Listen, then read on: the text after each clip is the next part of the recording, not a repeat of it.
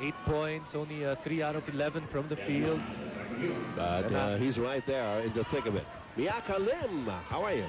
Yes, guys, nagtataka ba kayo kung bakit naka-green ang coaching staff ng Ginebra hindi naman green ang kulay nila?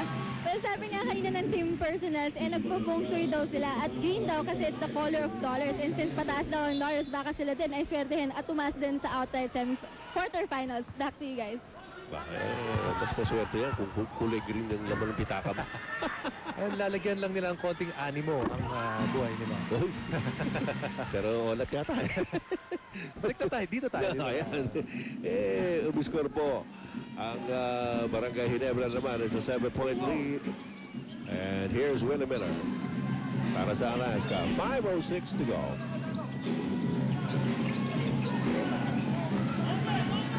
Cross court to Larry Pellicer. Sonny Paz at the free throw line. This is it. Si Chris Alexander nakakuha na rebound. 4:50 remaining. Kanina nabanggit natin ng Ginebra nag-penalty ng maaga, but it's what you do when the other team gets into penalty that will, kung magagamit mo hindi. You look at Alaska, so many jump shots even if Barangay Ginebra is in penalty. And Kagiwa is fouled underneath.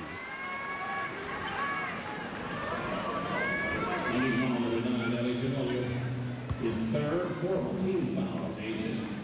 All right, 2 shots here para kay Mark Kagiwa.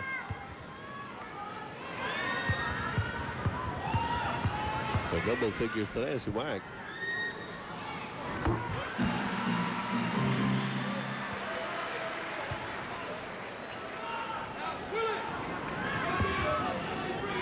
One more shot para kay Kagiwa.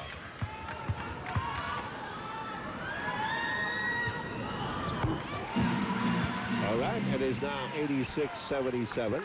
9-point lead for Barangay Ginebra. 12 points for Kagiwa. And Barangay Ginebra has just matched their biggest lead. Or I think this is their biggest lead.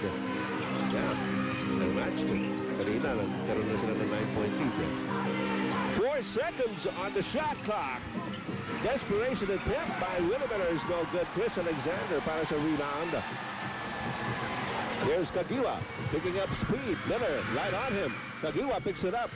And he rifles it over to J.J. Helderbrand while Crustate on the floor. Helderbrand to Mira with 4 seconds on the shot clock. Loose ball picked up by L.A. Tenorio. Tenorio into the front court. Tenorio changes directions. And it's picked up by Willie Miller. Teka muna, tumatawag ng timeout si Coach Tim Cohn. He needed to settle down his boys, and action really not, walang nangyayari doon sa action at needs this possession. Remember, 9-point lead so far para sa Barangay Ginebra, needs to cut it down para sa Alaska Aces. Importante para sa Alaska that they get together, get themselves together. As we look at our top players. On points, Leather. On rebounds, Alexander. Assists, Helderbrand. Steals, Ryan Reyes. And blocks, also Alexander.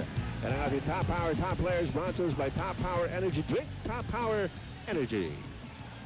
Muli, bumabati po mula rito sa Pasay City. Nasa Cuneta Astrodome po ngayong gabi. Ang inyong PBA, dito po ang inyong sangkay. Ed Pixon po naman kasama si Jason Webb. Giving you the game between Barangay Ginebra and Alaska. L.A. Tenorio broke the corner. Wala. Sonny Toss gets it back. Randy Holcomb, Pinobayo inside. And a foul is spotted. Well, that's what we were talking about. Something that they could have done very early. Try to bring it inside. Other team is in penalty. So first That's time correct, natin nakita na magbe-benepisyo sila because of that penalty situation. 2 shots here para kay Randy Holcomb. They're down by 9. Very steady from the free throw line. Holcomb.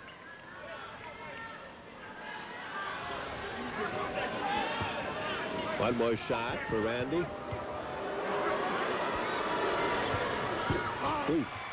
And coming out of it, Junti Valenzuela. A good job of Junti to back up his big man and get that ball. Oy. L.A. Tenorio going for the steal. And Tim Cone says that there was an elbow given.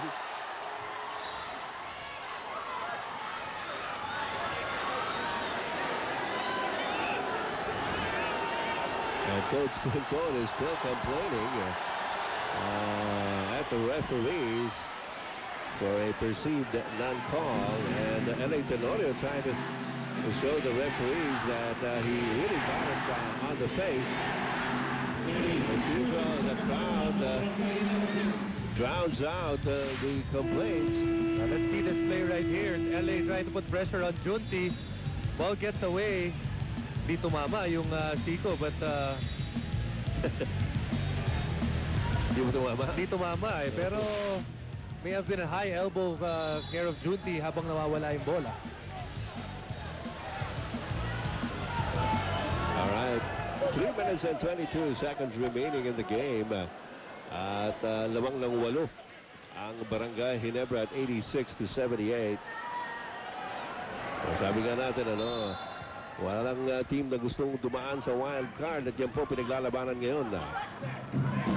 Billy Mamaril, Mike Hagiwa against Willie Miller. Hagiwa pa rin.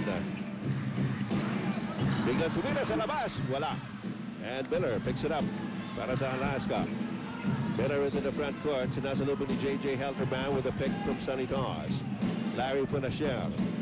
Randy Holcomb. Holcomb passes it out to L.A. Tenorio. Back to Holcomb. Tumira. Billy Mamaril going up with him. And he will be called for the foul. At pupunta na naman sa free throw line si Randy Holcomb. The last time, though, that Holcomb was there, missed the charities.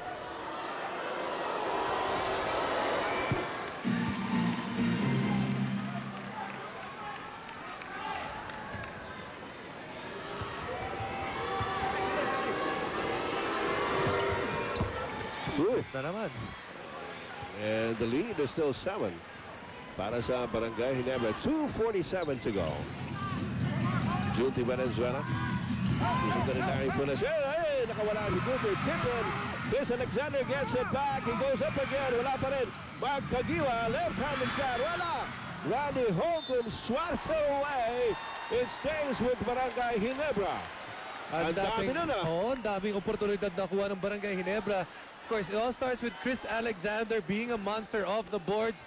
Nabigyan niya yung team niya a couple of opportunities and that really frees up the opposite end kung saan nakuha naman si Mark Kagiwa. Tara J.J. Helterbrand.